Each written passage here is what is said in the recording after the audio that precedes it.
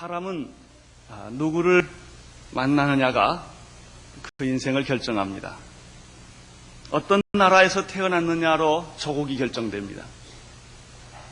어떤 부모를 만났느냐, 부모 밑에서 태어났느냐가 그의 인생과 인격과 성품을 결정합니다. 어떤 배우자를 만났느냐가 그 사람의 한 가정을 결정합니다. 어떤 신을 만나느냐가 그 사람의 영혼을 결정합니다. 특별히 예수 그리스도를 만나느냐 만나지 않았느냐는 우리 생애에 있어서 아주 중요한 분기점을 이룹니다. 사울이라고 하는 청년이 있었습니다. 그 사울이라는 청년은 오늘 예수를 그가 만나게 됩니다. 사울과 예수의 만남은 오순절 사건 이후에 최대의 사건이라고 말을 합니다. 왜냐하면 사울이 바울이 된 그 순간부터 이방의 세계는, 복음은 예루살렘으로부터 이방으로 문을 열었기 때문입니다. 그 문을 열게 한 사람이 바로 바울입니다. 사울은 예수 믿기 전에 그의 생애를 성경에 나온 대로 요약을 해보면 대충 다음과 같습니다. 특별히 그는 엄격한 바리새파 유대주의 배경에서 그가 자라났습니다. 그걸 보면은 이 사도 바울은 이 유대주의에, 특별히 유대 종교에 정통한 사람이었습니다. 그는 다소에서 성장을 했는데 바로 헬라 문화와 철학에 익숙했다는 이야기입니다. 그는 로마 시민권을 나면서부터 가졌다고 하는 걸 보면 로마와의 정치와 법에 정통한 사람이었습니다. 특별히 그는 당대 석학이었던 가말리아의 문화생애 공부를 했습니다. 그는 지성인이 갖춰야 할 모든 조건을 다 갖춘 셈입니다. 유대 종교와 헬라의 철학과 로마의 법을 다 익숙한 그런 배경에서 자랐습니다. 특별히 그는 종교 전문직에 있었을 뿐만 아니라 세상적인 전문직에도 종사했던 경험이 있는, 세상 경험이 있는, 직업에 대한 경험이 있는 그런 사람입니다. 이런 의미에서 볼 때는 사울이라고 하는 이 청년은 무식하고 맹목적인 예수교 핍박자가 아니었다는 것입니다. 대부분의 기독교를 핍박하거나 예수 믿는 사람을 핍박하는 사람들을 보면 지성적인 사람이거나 무식한 사람들의 경우가 많은데 사울의 경우는 그렇지 않습니다. 그의 자라온 배경과 그가 예수를 만나기 전에 생애를 정리해보면 그에게는 분명한 신앙이 있었습니다. 종교적인 확신과 그가 남달리 역사 철학을 가진 지성인이었다고 하는 것입니다. 대부분의 지성인은 나약합니다. 일반적으로 지성인들은 행동력이 없습니다. 그래서 사람들은 지성인을 가리켜 사색하는 지성인이다, 이런 멋진 말을 하나 붙여주는데 그 말은 행동력이 없다는 뜻도 됩니다. 그러나 사울은 사색하는 지성인뿐만 아니라 행동하는 지성인이었습니다. 그는 실천을 중요하게 생각했고 소위 프락시스를 했던 사람이었습니다. 옳은 것이라고 생각하면 그는 자기의 삶을 생각할 줄도 알았고 손해볼 줄도 알았습니다. 누가 월급을 주거나 누가 지위를 줬기 때문에 행동한 것이 아니라 그는 자기의 신념에 의해서 행동했던 사람입니다. 9장 1절과 2절을 보시겠습니다. 1절과 2절 시작.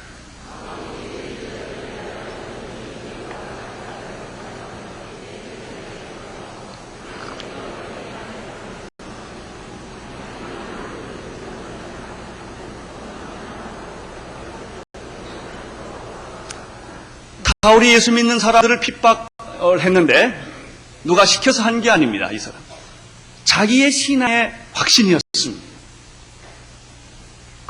그렇기 때문에 무서운 겁니다. 남이 시켜서 하면 시킨 만큼만 합니다. 그러나 자기가 알아서 하면 그 이상을 합니다. 신앙이란 누가 시켜서 믿는 게 아닙니다. 자기가 좋아서 믿는 것입니다. 확신이 있기 때문에 행동을 하는 것입니다. 이 9장 1절과 2절에 보면은 사울의 경우에는 예수님의 제자들에 대한 아주 나쁜 인상과 감정이 있었다는 걸 알 수 있습니다. 아주 예수쟁이들 밥맛 없습니다. 아주 재미가 없습니다. 아주 인상이 나쁩니다. 굉장히 감정적으로 싫다는 것을 이 본문에서 알 수 있습니다. 1절에 보면 위협과 살기가 있었다라는 표현을 씁니다. 얼마나 이것은 지성의 문제가 아니라 이미 감정의 문제로 넘어간 것입니다. 이만큼 그는 나쁜 인상을 선입관을 가지고 있었습니다. 두 번째는 이 2절에 보면은 그는 예수 믿는 자를 잡아오기 위하여 예루살렘으로 다시 데려오기 위하여 대제사장의 공문을 얻어다가 다메섹까지 갔던 사람입니다. 다시 말하면 이 사람은 자기의 소신껏 행동하는 그런 행동파였다는 것입니다. 저는 이 사울을 보면서 오늘 우리 시대의 사회개혁가들을 생각해 보게 되었습니다.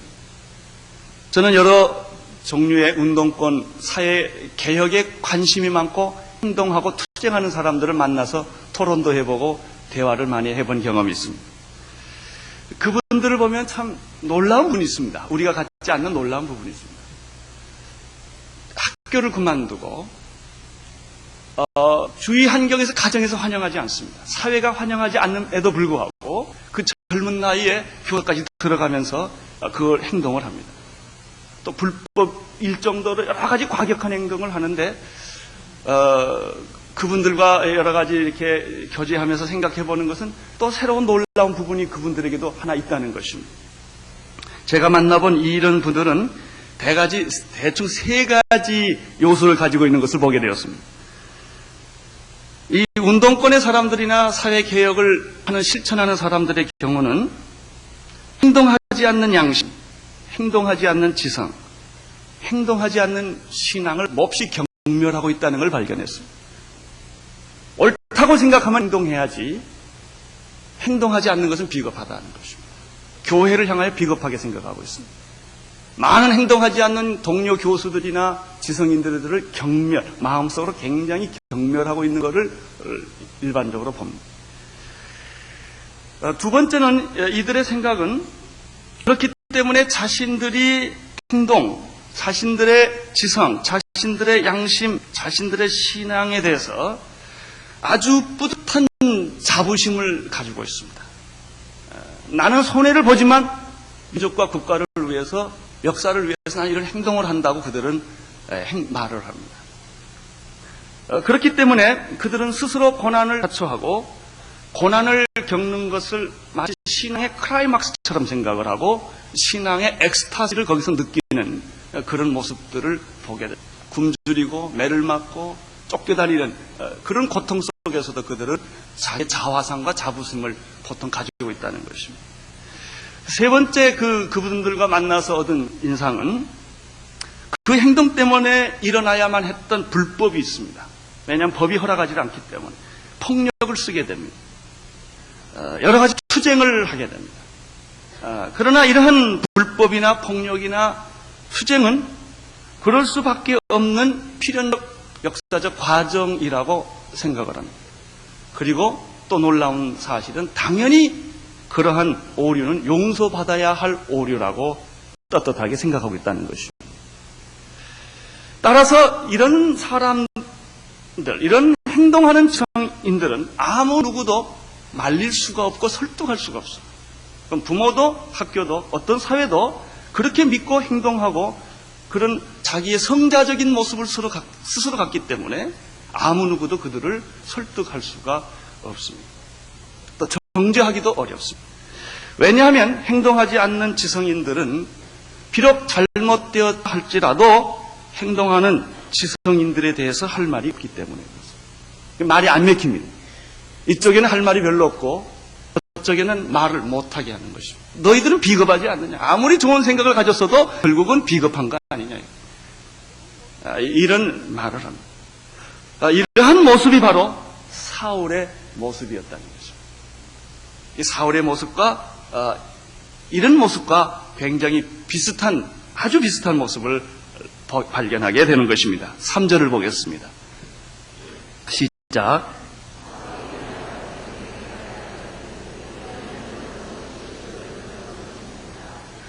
이런 분들의 생각을 과연 누가 바꿀 수가 있을까요? 대부분의 이런 분들은 나이 60이 넘어서야 자기를 반성합니다. 40대, 50대까지 그런 반성의 기미를 일반적으로 보이지를 않습니다. 자기의 주장과 행동이 옳다고 생각을 합니다. 이분들을, 이런 생각을 가진 사람들을, 행동하는 지성인들을 과연 누가 그들을 설득할 수가 있을까? 사울을 막을 수 있는 사람 아무도 없었습니다. 그는 스데반의 죽음을 간 옳은 것이라고 생각을 했습니다. 사람은 그들의 옷을 스데반 발 앞에 두었던 것입니다. 바로 이러한 사울에게 어느 날 갑자기 예수님이 호련히 나타난 것입니다. 여기 보면 사울이 행하여 다메섹에 가까이 가더니 호련히 하늘로서 빛이 저를 둘러폈다. 굉장히 충격적인 사건이 벌어진 것입니다. 4절을 보겠습니다. 4절 시작.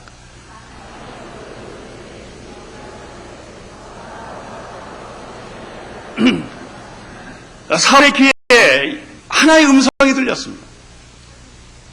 땅에 엎드려져 들으니 소리가 났는데 나는 내가 핍박하는 예수라. 이 얼마나 그리고 엄청난 사건입니까? 어떤 사람은 이것을 가리켜 오순절 이후의 최대의 사건이라고 말했습니다. 자, 잘 보십시오. 3절에 보면은 다메섹에 가까이 이르는데 호련이라는 말입니다. 호련이. 하늘로서 빛이 왔다 그랬어요. 4절에 보면은 땅에 엎드려 들으면 뭐가 들렸습니까? 소리가 났어요. 어디서 비슷한 얘기죠?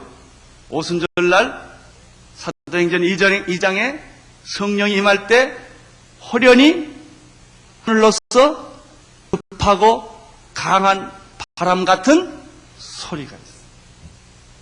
아주 흡사한.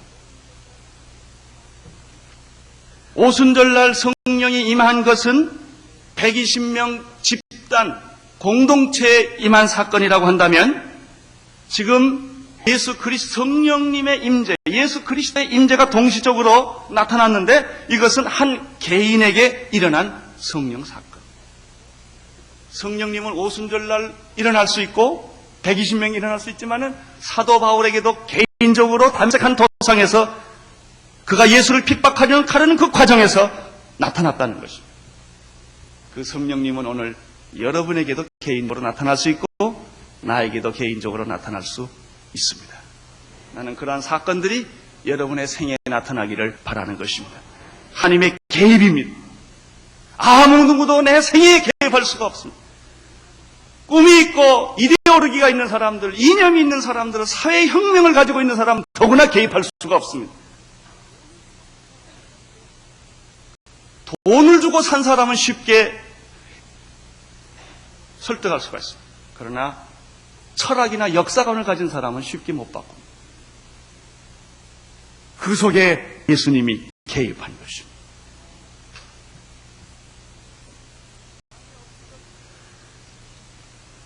땅에 엎드렸을 때 사울에게 들린 소리가 있었습니다. 그것은 무슨 소리입니까? 사울아, 사울아, 내가 어찌하여 나를 핍박하느냐 하는 것입니다. 사울아, 사울아, 내가 어찌하여 나를 핍박하느냐. 사울이라는 말을 2번 불렀습니다. 이것은 사울에 대한 특별한 예수님의 관심입니다. 우리는 보통 부를 때 아무개 하고 이름 부릅니다. 한번 무슨 일이 있으면. 그러나 어떤 특별한 부탁과 어떤 특별한 관심이 있을 때는 이름을 2번 부릅니다. 사울아, 사울아, 사무엘아, 사무엘아. 나는 우리 주님이 용조야, 용조야 이렇게 2번 부르기를 바랍니다. 나는 우리 주님이 여러분의 이름을 꼭 2번 부를 수 있게 되기를 바랍니다. 에? 아무개야, 아무개야. 우리 주님은 우리를 어떤 일관계나 용무관계로 부르시는 것이 아니라 특별히 개인적인 관계 때문에 어떤 특별한 미션이 있어서 부르시는 것입니다. 사울아, 사울아, 내가 어찌하여 나를 핍박하느냐 그랬는데 이 말 속은 말 가만 묵상해 보면 2가지를 발견할 수 있습니다. 첫째는 사울아, 사울아 내가 어찌하여 나를 핍박하느냐라는 뜻은 사울아 사울아 나는 너를 그렇게 사랑하는데 내가 너를 그렇게 기다렸는데 너를 위해서 내가 십자가에 못 박아 죽었는데 그런 뜻입니다. 그렇게 너를 사랑했는데 왜 너는 나를 이렇게 핍박하느냐라는 뜻이 이 안에 있습니다. 부싸움 해보신 분들 계시죠? 안 해본 분 계셨겠어요? 보통 부부싸움 할 때 보면 이제 대부분 여자가 남자에게 하는 말이 이런 말이죠. 여보 왜 그래? 응? 왜 나를 그렇게 못살게 굴고 미워해? 이런 말을 던지는데 그 말을 가만 분석해 보면 내가 당신한테 시집 와서 이래 참고 저래 참고 시어머니한테 당하고 시동생한테 당하고 내가 다 참고 다 기다리고 다 수고했는데 당신 나한테 그럴 수가 있냐고 이루고 하는 말입니다. 이 말이.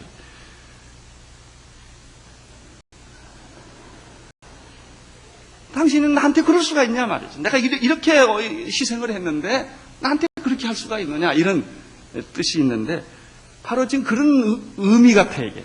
사울아 사울아 어찌해 네가 나를 이렇게 핍박하느냐. 또 하나의 뜻이 이 말씀 속에서 묵상할 수가 있습니다. 그것은 예수님이 너는 왜 나의 교회를 핍박했느냐 이렇게 말하지 않았습니다. 너는 왜 나의 제자들을 핍박했느냐 이렇게 하지 않았습니다. 너는 왜 나를 핍박하느냐 이렇게 말씀했습니다. 사실 사울은 예수를 핍박한 적이 없습니다. 예수님을 대면한 적도 없고 핍박한 적이 없습니다. 사울은 교회를 핍박했어요. 사람들이 모여서 예배를 드리면 가서 흩었습니다. 가서 잡아왔습니다. 사울은 오늘 보면 예수님의 제자들을 잡아오기 위하여 다메섹까지 갔고 그들을 위협했고 그들에 대하여 살기등등했던 것입니다. 그러나 예수님은 이러한 사울에게 너는 내 제자를 핍박했느냐? 너는 왜 내 교회를 핍박했느냐고 말하지 아니하고 왜 나를 핍박했느냐라고 말을 하는 것입니다. 우리는 여기서 교회를 핍박하는 것이 곧 예수님을 핍박하는 것이고 예수님의 제자를 핍박하는 것이 곧 예수님을 핍박하는 것이라는 예수님의 뜻을 알 수가 있습니다. 요한복음 15장 18절에 보면 세상이 너희를 미워하면 너희보다 먼저 나를 미워한 줄 알라라고 말했습니다. 세상이 나를 핍박하는 대신에 너희들을 핍박하느니라. 너희들은 세상에서 고난을 받느니라 이런 말을 하신 것입니다. 너희가 세상에 속하였으면 세상이 자기의 것을 사랑할 터이나 너희는 세상에 속한 자가 아니요 도리어 세상에서 나의 택함을 입은 자인 거로 세상은 너희를 미워하느니라. 그러나 너희를 미워하기 전에 이미 나를 미워한 것이다. 이 본문에서 이제 한 가지 더 생각할 문제가 있습니다. 그것은 분명히 예수님께서 육체로 세상에 오셔서 33년 동안을 우리와 같이 사셨습니다. 그리고 십자가에 못 박혀 죽으셨습니다. 죽으셨을 뿐만 아니라 예수님은 3일 후에 다시 부활하셨습니다. 부활하시고 나신 다음에 40일 후에 그는 하늘로 승천하셨습니다. 더 이상 예수님을 만날 길이 없는 것입니다. 그런데 오늘 성경에 보면은 호련히 하늘로부터 빛이 오면서 예수님이 친히 나타나셔서 나는 내가 핍박하는 예수라라고 친히 말했다는 것입니다. 저는 오늘 여러분에게 설교를 하고 있습니다. 지금 나는 여러분과 대화를 할 수가 있습니다. 그러나 내가 다음 주에 무슨 일로 죽었다고 가정해 보십시다. 그래서 그러면 아마 성도님들이 교회장을 치러 주시겠죠? 다 장례식을 치렀습니다. 그러면 다음 주에는 여러분이 내 설교를 들을 수가 없을 것입니다. 설교는 계속될 것입니다. 누군가에 의해서. 그러나 나의 설교는 들을 수가 없을 것입니다. 예수님이 살아계시는 동안에는 예수님의 얘기를 들을 수가 있습니다. 그러나 예수님이 승천하셨습니다. 그런데 놀라운 사실은 육신이 없는데 그분이 없는데 그분의 음성이 들렸다는 것입니다. 놀랍지 않습니까? 우리는 여기서 몇 가지 사실을 정리할 수가 있습니다. 첫째, 그분은 지금 육체로 보이지 않지만 그분은 분명히 살아계시고 우리를 보고 계시고 그분은 말씀하신다는 사실입니다. 아멘. 얼마나 놀랍습니까? 우리가 예수님을 만나기 위하여 2000년 전으로 돌아갈 필요가 없습니다. 팔레스틴 땅으로 우리가 성지순례가지만 가봐야 예수님은 못 봅니다. 그러나 지금 우리는 그분의 음성을 들을 수 있다는 사실입니다. 두 번째, 예수님이 나타나셔서 사울에게 나는 내가 핍박하는 예수라 라고 말했다는 것을 보면 지금 찾아오시는 예수님은 시간과 공간을 초월하시는 분이시다는 것입니다. 살아계시고 우리를 보고 계시고 말씀할 뿐만 아니라 그분은 시간과 공간을 초월하고 계시는 분입니다. 세 번째, 그분의 임재는, 예수님의 임재는 성령님의 임재와 일치한다는 것입니다. 오늘 여기에 성령의 임재의 본질을 찾을 수가 있습니다. 성령님의 임재란 무엇입니까? 오순절날 성령님의 임재란 무엇입니까? 사울에게 임한 성령의 임재는 곧 그리스도의 임재인 것입니다. 그래서 누구든지 성령을 받는 사람은 예수님을 높이게 되어 있습니다. 누구든지 성령을 받은 사람은 예수님을 말하게 되어 있습니다. 성령님은 자기를 높이지 않습니다. 예수님을 높이는 것입니다. 예수님을 선포하시는 것입니다. 성령을 받은 사람은 예수님에 대해서 말하지 않으면 견딜 수 없는 어떤 뜨거움이 있는 것입니다. 예수님을 전하기 위하여, 예수님의 말씀을 전하기 위하여, 예수님을 선포하기 위하여 예수님은 우리에게 은사들과 능력들을 주신 것입니다.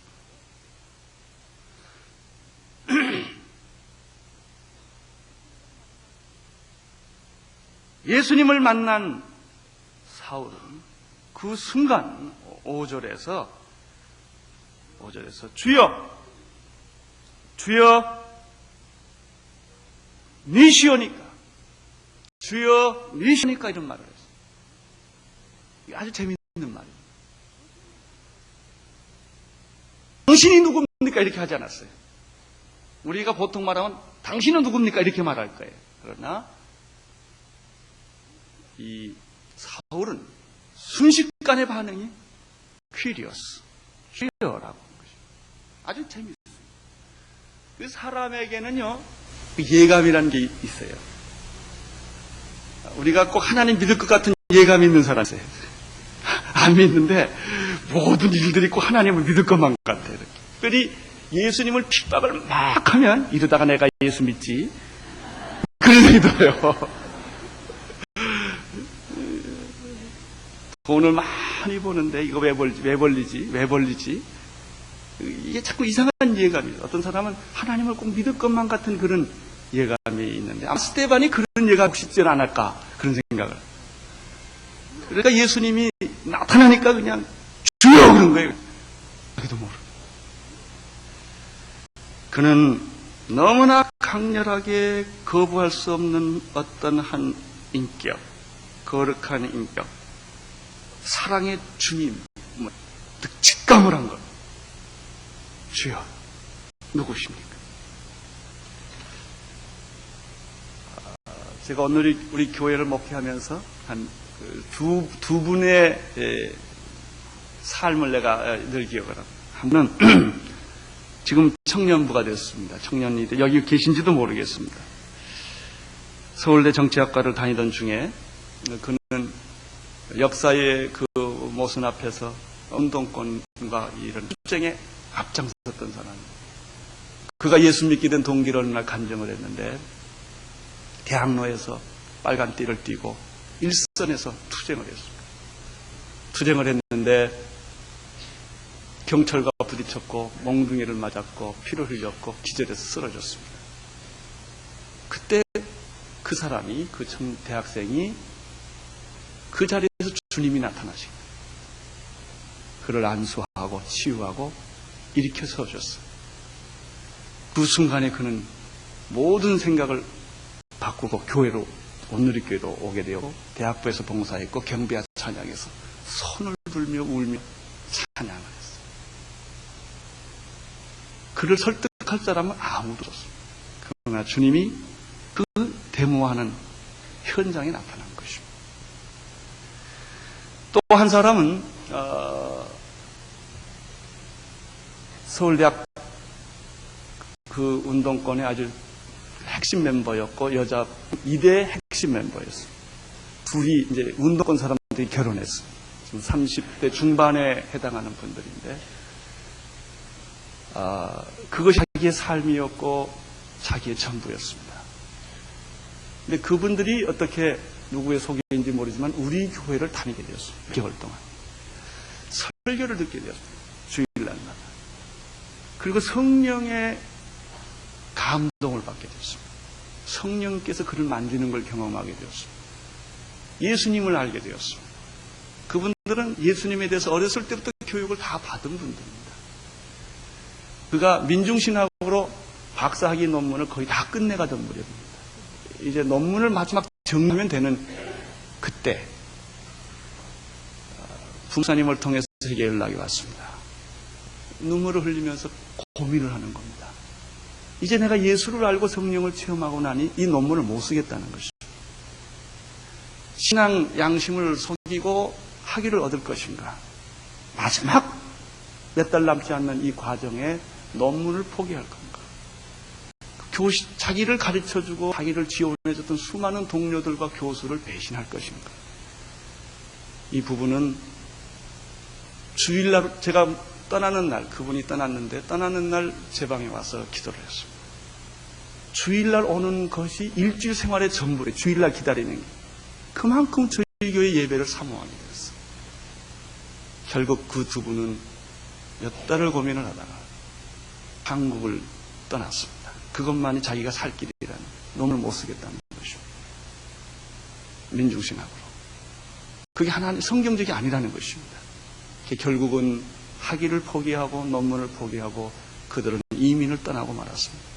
제가 그래서 왜 가십니까? 무슨 잡이 있습니까? 그냥 떠난다고 해요. 무슨 피한다고 해요.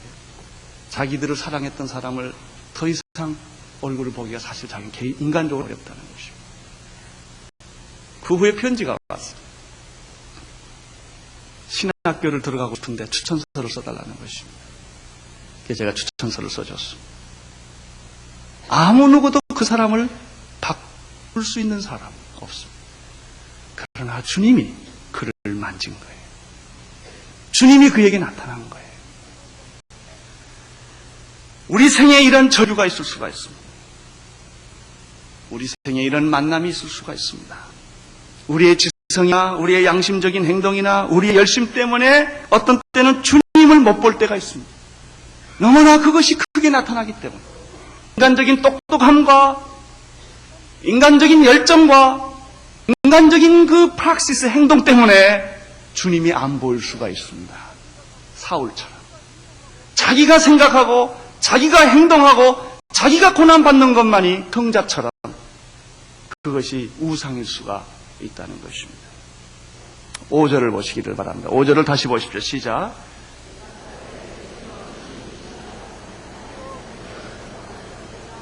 주여 누구십니까? 당신은 누구십니까? 이때 예수님이 성령님을 통하여 이렇게 말합니다. 나는 내가 핍박하는 예수라. 이 말을 듣는 순간에 사울의 영혼은 산산조각나기 시작을 합니다. 생각해 보십시오. 이 말 앞에 더 주저할 사람이 어디 있겠습니까? 나는 내가 핍박하는 예수라. 우리가 이 말을 들었다면 이 말 앞에 거절하고 항거하고 거부할 사람이 누가 있겠습니까? 예수님은 나를 십자가에 못 박은 로마의 병정들이나 빌라도나 대제사장이 나를 죽인 게 아니라 네가 나를 죽인 것이다. 그들이 나를 핍박한 것이 아니라 네가 나를 핍박한 것이다. 나는 내가 핍박하는 예수라. 사랑하는 성도 여러분은 지금 혹시 예수님을 핍박하지 않았다고 말할지 모르겠습니다. 나는 예수님께 거절하고 예수님을 힘들게 하지 않았다고 여러분이 말할지도 모르겠습니다. 그러나 혹시 여러분이 교회에 대해서 핍박을 했다면, 부정적인 생각을 했다면, 예수 믿는 사람들을 경멸하고 교회가 하는 일들을 웃기게 생각하고 목사들은 저 할 짓이나 없어서 대학이나 떨어지니까 목사나 가지, 선교사들은 저 멀쩡한 자기 직업을 놔두고 왜 다 저런 짓들을 할까? 이렇게 말한 게 다 예수님이 한 거라는 거예요. 그게 그 사람들에게 한 게 아닙니다. 그게 다 예수님에게 하신 것입니다.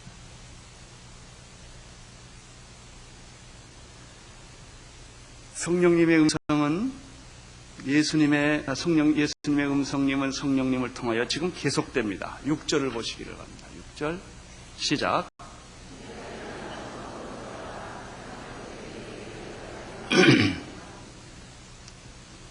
예수님은 사울에게 나는 어떤 계획과 준비가 있다는 것을 보여주고 있습니다. 하나님은 우리를 부르실 때 막연히 부르시지 않습니다. 사울을 부를 때는 이방인을 생각하고 있었던 것입니다. 너는 이방인을 위하여 택한 나의 그릇이라. 하나님이 여러분을 부르실 때 막연히 여러분을 부르시는 게 아닙니다. 여러분의 가정을 구원하기 위한 사도로, 여러분을 통하여 이 민족을 변화시키는 사도로, 어떤 사람들은 노동자 속에, 어떤 사람은 운동권 속에, 어떤 사람들은 빈민촌 속에 들어가 그들을 변화시키라고 여러분을 부르신 거예요. 당신은 이북을 복음하라고, 당신은 중국을 복음하라고. 사울은 것은 이방인을 복음화하기 위하여, 빌립은 전도자로 쓰기 위하여, 스데반은 순교자로 쓰기 위하여, 바나바는 상담자로 쓰기 위하여 이렇게 부른 것입니다. 하나님이 부르실 때는 반드시 계획이 있으십니다. 그리고 준비가 있습니다. 지금 너는 일어나 성으로 들어가라. 내게 행할 자가 있다는 어떤 사람을 내가 준비해 놨다.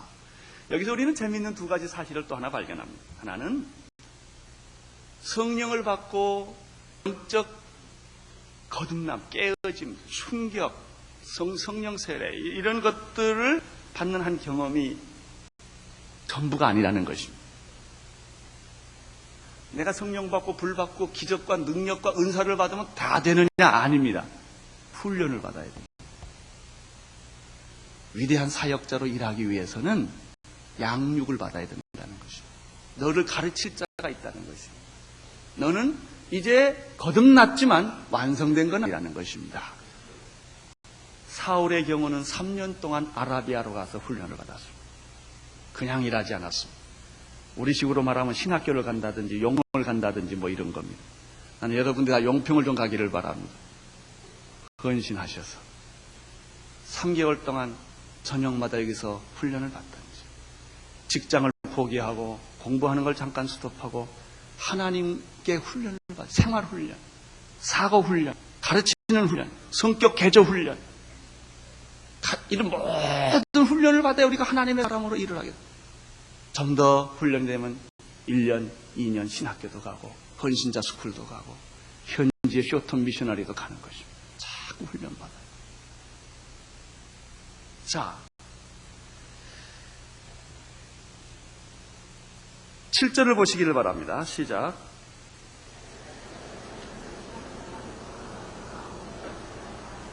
옆에 있던 사람들은 어떤 순간에 빛이 오고 꼬꾸라지고 무슨 소리가 들리는 것 같아요. 이걸 가지고는 오해할 소지가 많죠. 바람소리였다라고 말할 수도 있겠고, 스테반이 갑자기 발목이 삐었다. 사울이 이렇게 설명할 수도 있고, 뭐 장이 꼬였다. 뭐 이렇게 말할 수도 있고, 그 현상을 다루는 각도로 여러 가지 변명할 수가 있을 거예요. 그렇죠? 그러나 사울에게는 이거는 변명할 사건이 못 돼요.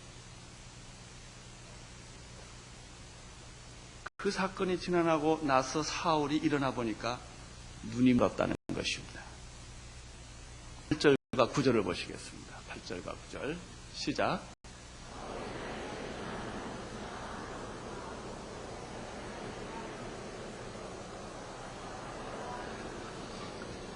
아마 빛이 강렬하게 왔기 때문에 눈에 이상이 생겼는지도 모르겠습니다. 시력을 잃었다기보다는 일시적 마비 현상, 아마 충격과 정지 현상이 생겼을 거라는 생각이 듭니다. 결국 그는 보지 못하게 되었습니다. 사람 손에 의해서 끌려가게 됐습니다. 사랑하는 성도 여러분, 우리가 잠깐 생각해 봅시다. 이때 사울의 심정을 이해할 수 있을 것 같습니까? 그 심정이 지금 어떤 상태가 되었겠습니까? 그는 의기양양하게, 패기양양하게, 살기등등, 오기등등, 그냥 개성군처럼 라이센스까지 다 받아가지고 지금 예수쟁이를 잡아러 가는 것입니다. 하나님도 기뻐할 것이다, 그렇게 생각했을 거예요. 그는 자기의 양심대로 행동한다고 말했을 겁니다. 근데 갑자기 꼬꾸라져. 그리고 이제는 눈이 멀었어. 자기 손으로 못 가서 다른 사람 손에 끌려가야 돼요. 이럴 때 우리가 그 사람의 심정을 이해할 수 있을까요? 굉장한 혼돈이 왔을 것입니다. 굉장한 충격이 왔을 것입니다. 우리는 아주 떵떵거리고 권력을 한 손에 쥐고 살던 사람이 어떤 한순간에 모든 걸 다 잃어버리고 사람들에 의해서 이리저리 끌려다닙니다. 자기가 가고 싶은 데를 가지를 못하고 교도소에 들어가 있습니다. 그때 그 사람의 심정이 얼마나 억울하고 분하고 고통스럽겠습니까? 칼을 뺏깁니다. 총을 뺏깁니다. 권력을 뺏깁니다. 재물을 뺏겨버렸어요. 인격과 그의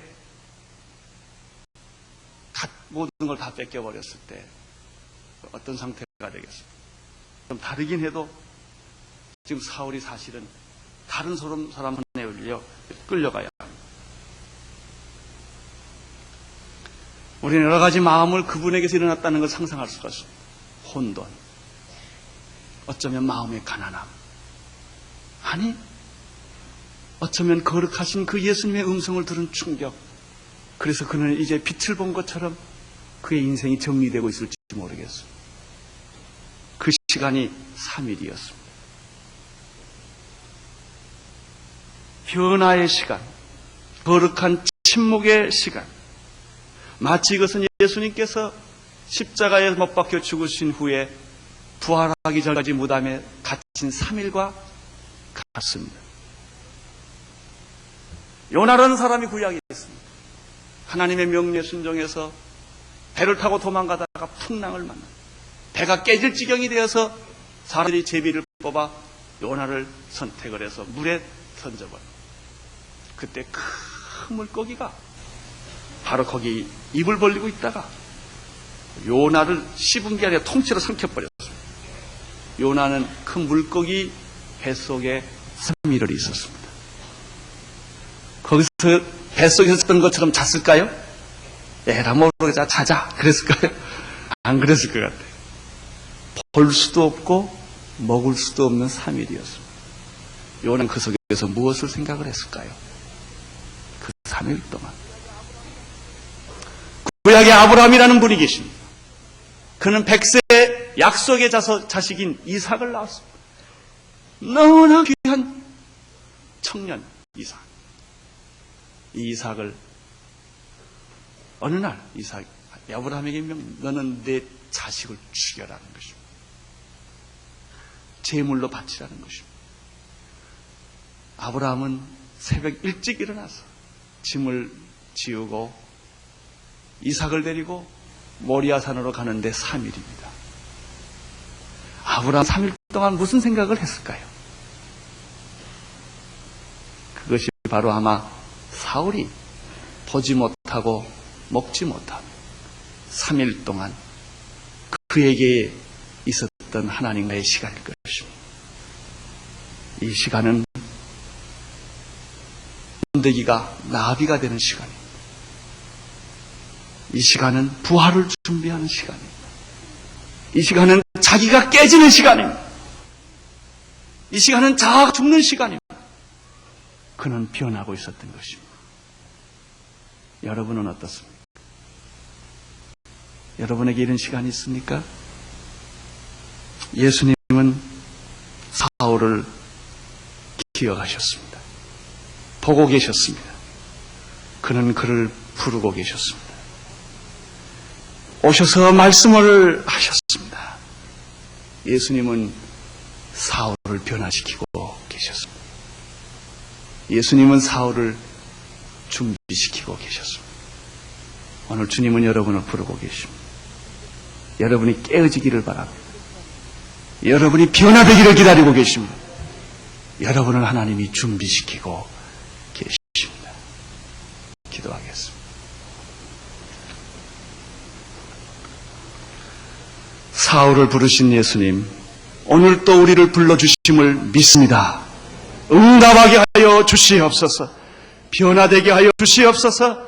이제 주님이 원하는 대로 가게 하여 주옵소서. 예수님 이름으로 기도드리옵나이다.